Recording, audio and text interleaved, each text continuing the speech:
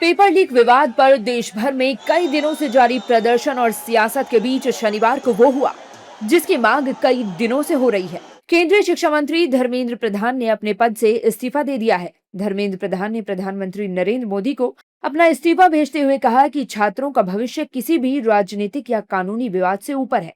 प्रधान का इस्तीफा सामने आते ही राजनीतिक गलियारों में हलचल मच गई। विपक्ष इसे अपनी और देश के युवाओं की बड़ी जीत करार दे रहा है।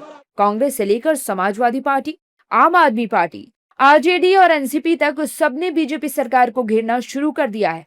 सबसे पहले कांग्रेस सांसद प्रियंका गांधी वाड्रा ने कहा कि ये देश के युवाओं की जीत है। I got a little bit emotional when I heard this news because many times in these last 10 or 12 years I have thought to myself, when are our young people going to wake up? Look what is being done to our country. RSS is filling the entire educational system. Every post, every vice chancellor, the ideology of our forefathers is being broken now. Force is being used against young people, against anybody who raises their voice in protest. So today I'm a very happy person because the youth of our country has spoken and nobody can ever dare to silence them. Dharmendra Pradhan का इस्तीफा आते ही कांग्रेस ने press conference की और युवाओं को बधाई देने के साथ साथ बीजेपी को आड़े हाथों लिया। देश के छात्रों को, नौजवानों को, बेरोजगारों को आज बहुत बहुत बधाई और धन्यवाद कि उन्होंने देश के शिक्षा मंत्री को नौकरी से बाहर निकाल दिया। उन्होंने धर्मेंद्र प्रधान को डिसमिस कर दिया, सैक कर दिया। समाजवादी पार्टी अध्यक्ष अखिलेश यादव ने तंज कसते हुए कहा, अगर इस्तीफा लेना ही था तो पहले ले लेते। वो ऐसी खबर है, खासकर नई पीढ़ी के लोगों में ऊर्जा भर दी है। जहां जहां जैसे जैसे खबर पहुंची लोगों ने खुशियां मना ली। ये जिद क्यों थी आखिरकार? अगर यही करना था तो बच्चों से बात करके, बुला करके ये फैसला पहले ही ले लिया सकता था और तब ले लेना चाहिए था, क्योंकि जब बच्चों की जान गई है कहीं। आम आदमी पार्टी के राष्ट्रीय संयोजक अरविंद केजरीवाल ने अपने एक्स हैंडल पर एक वीडियो संदेश जारी करते हुए इसे लोकतंत्र की जीत बताया। हेलो एवरीवन, आप सबको बहुत बहुत बहुत बधाई। हमारे देश के युवाओं को, जेनजी को बहुत बधाई। बहुत खुशी की बात है, आप लोगों का संघर्ष रंग लाया। धर्मेंद्र प्रधान को अल्टीमेटली इस्तीफा देना पड़ा। ये पूरी डेमोक्रेसी की बहुत बड़ी जीत है। हमारे देश में लोगों का जनतंत्र से भरोसा ही उठ गया था।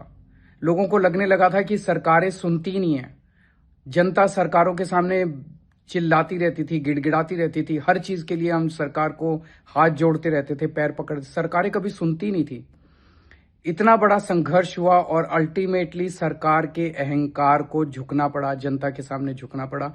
आरजेडी के नेता और बिहार के पूर्व उप मुख्यमंत्री तेजस्वी यादव ने भी धर्मेंद्र प्रधान के इस्तीफे पर प्रतिक्रिया देते हुए कहा, सच्चाई, हक, संघर्ष और न्याय की जीत। दमनकारी सरकार के झूठ, पैतरे और अहंकार की हार। छात्र और युवा शक्ति को अनंत बधाई। बहुत से सवाल अनुत्तरित हैं। देश के जागरूक युवा जवाबदेही तय करवाते रहेंगे। वहीं एनसीपी सांसद सुप्रिया सुले ने साफ कहा कि प्रधान का इस्तीफा अंत नहीं है। अब शिक्षा व्यवस्था में बड़े सुधार और संसद में पूरी चर्चा जरूरी है। शिक्षा मंत्री धर्मेंद्र प्रधान का इस्तीफा शांति से प्रदर्शन करने वालों, छात्रों और विपक्ष के लगातार दबाव के बाद आया है। मैं हर उस प्रदर्शनकारी को बधाई देती हूँ जो नीट यूजी मुद्दे पर डटे रहे, लेकिन ये अंत नहीं हो सकता। हम असली जवाबदेही, बड़े पैमाने पर शिक्षा में सुधार और संसद में नीट मुद्दे पर पूरी चर्चा की मांग करते हैं।